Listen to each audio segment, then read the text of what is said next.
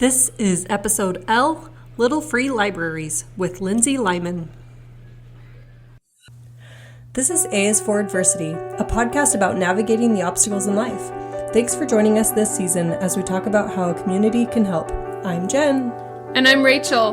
We're here to be a part of your community this year as we learn together. Hello there. Thank you for joining me on the podcast today. If you're new here, welcome. And if you're an oldie but goodie, thanks for coming back.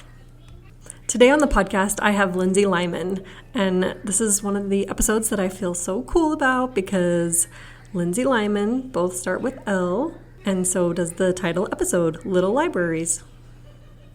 If you've been around for any length of time, you know that I'm obsessed with words and letters, alliteration, all that stuff.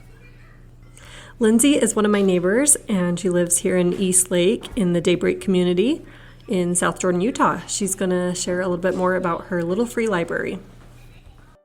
All right. Well, I am here with Lindsey Lyman. How are you, Lindsey? I'm good. How are you? So good. It's so good to have you on the podcast. Would you mind introducing yourself to my audience a little bit? Yeah, I'm Lindsey Lyman. I've been in the neighborhood for about 10 years now, and I've had a little free library for 8 years now. We just had our little birthday celebration, and I'm a mom of 2 kids, and yeah, that's me. So great. I remember, I don't even know who it was, but somebody told me about your library, and I put it on my to-do list, and I was like, oh, I need to go visit it. So it was so great to finally look at it and see what a treasure it is. I'm so happy that you do that. So first of all, can you tell people what a little library is? I think most people know, but just in case, what's a little library? Yeah, it's just a little tiny structure that holds books. It's just an exchange for people to take a book, leave a book. A lot of people don't know that you can come and just take a book and keep it. You don't have to bring it back. I think a lot of people think there's a lot more rules than what there is. So it's kind of whatever you want it to be. You can take it, leave it, donate. There's so many just crazy, unique structures now. I think it's just started as just a little replica of a schoolhouse, and now people are so creative with them. It's just wild how different they all are now, which is fun to see. Yeah, that's awesome. I first heard about little libraries when I was on an LDS mission. I was with my companion and we were walking around and we found one. And so we, of course, put a Book of Mormon in there and took another book. But it was just neat to hear that and see that thing had existed. So that's awesome.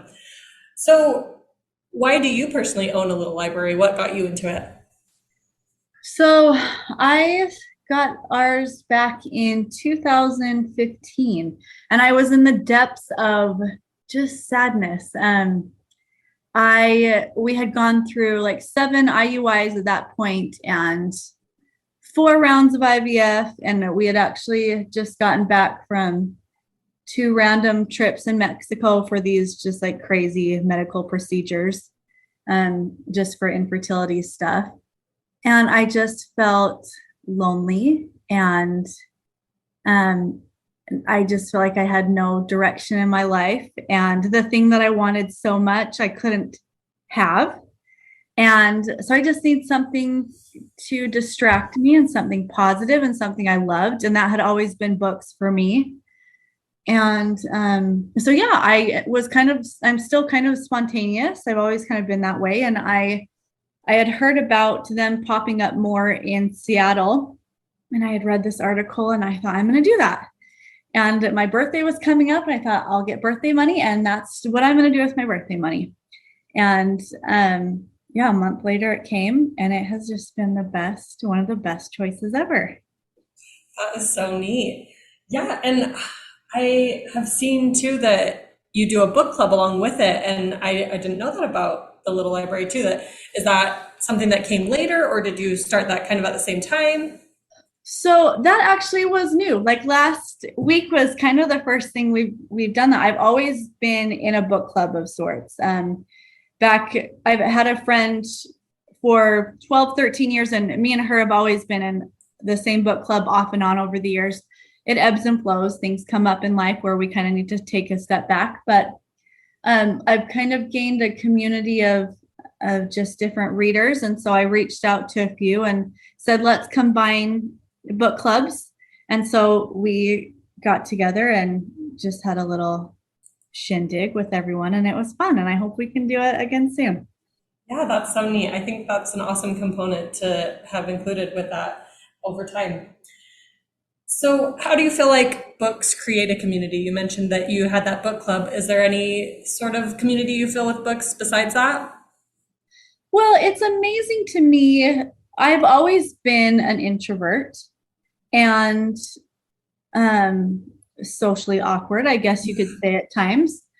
But with this library, I'm just surprised how like into my own I'm coming into. I don't know if that even makes sense, but there have been so many people that have come up to the library that before I would kind of just like hide in the house, and I would get excited when they would come. But now I find myself, I'll go out and say hello, or, oh, this is a regular that comes every week. And we talk online a lot now. And, she came to the book club.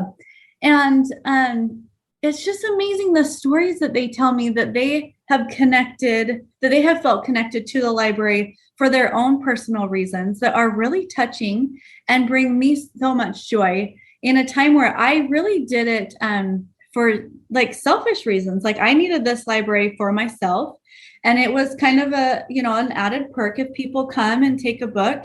But over the years, like it just means so much more to so many of us. And like, what a beautiful thing. I just love that. It brings me so much joy. Yes, that is so true. So I know there are a few other little libraries in Daybreak. Have you met those owners at all or connected through those, or you just kind of do your own thing? Yeah, so I have, when I first started, there was just one other library in Founders Park, and that's more of a children's based library. And shortly after mine, then there was an individual that went to the HOA and had 5 sponsored. And I know her. And then over the years, like there have been people that have reached out asking kind of for advice, like, I'm going to do this in our neighborhood. And I'm like, go for it. The more, the merrier. And I keep in touch with them. But yeah, when I have too many books, I will go to other libraries and drop off so that, we're all kind of getting as many books as we can. So yeah, that's so great. That's awesome. It's great that you can be a resource for that and just teaching other people how to do the same thing that you're doing. So that's so great. So I'm curious about your books behind you. What is your selection process? Or I don't know. I love the quote that there's no such thing as too many books, because I feel like that too. Amen. Yeah. Right? Yes. And I feel like that I have a collection of children's books that's huge, but I haven't really built up my own personal collection as much. So I was just curious if you have like a rhyme or a reason for keeping books, or you just kind of collect them all, or give them away when you're done with them. Yeah, this shelf is overflowing. There's no more room. So we have piles throughout the house that we are dealing with, and it's a happy problem to have. Books come in through all sorts of ways. I buy books. I go to the community library. I will randomly find some in my library, but that one, I keep very separate from mine and that. At this point, publishers send me new release books that are coming, and I'll review those and share those with, the community on just on Instagram.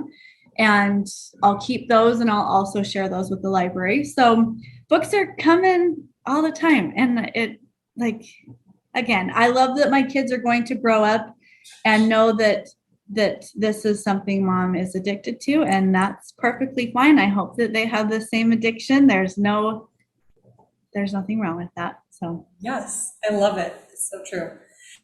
So how can people best support little libraries? Is there a specific way we can do that, or just simply by visiting the library? What would you say? Yeah, just come. It makes me so happy when I see people coming up and they have a big smile on their face and they open it and they walk away with a book. I don't care if you come and donate a book. I just want you to come and go home with one. Hopefully I have curated the shelf enough to where the books are worthy of being taken. most libraries are only as good as what the community makes them, right? So I hope that when people do donate them, that the books are books that other people are going to love. And yeah, share it with your friends. Tell them that we're here. And that's lovely. That's the best. That's so great. Well, can you share with my listeners again what your Instagram handle is? It's Daybreak Little Free Library. Perfect. That's so great. And then I always like to end on a favorite inspirational quote. If you have one, that's one of my signature questions. I have too many, but this one I was thinking about one of my favorite books. And so I just pulled it from that book. So the book is called The Bookwoman of Troublesome Creek. And the quote is, being able to return to the books was a sanctuary for my heart and a joy bolted free, lessening my own grievances, forgiving spent youth and dying dreams lost to a hard life. And I just love that. It's just the power of reading, the power of books, and how we can get outside of ourselves. And there's just so much joy in reading and hearing other people's stories. Yes. It's so true. I love that quote, and it was so fitting. I was in 3 book clubs at a time at one point, and I pared it down to 2, but it's still like, I wish there was more time, but there is just so many things that compete for our attention. But I think, like you said, when you were coming into yourself or back to yourself, if we can find that thing that we love and keep doing it, at least in a small part, then we'll feel more like ourselves. So I was glad that you shared that. Right. And I think my problem growing up was always, I don't know what I am to offer to the world. And there's this big pressure of you need to be someone, you need to do something big and grand. And it's not true. Like, just by finding something that you love and doing that thing well, that's enough, right?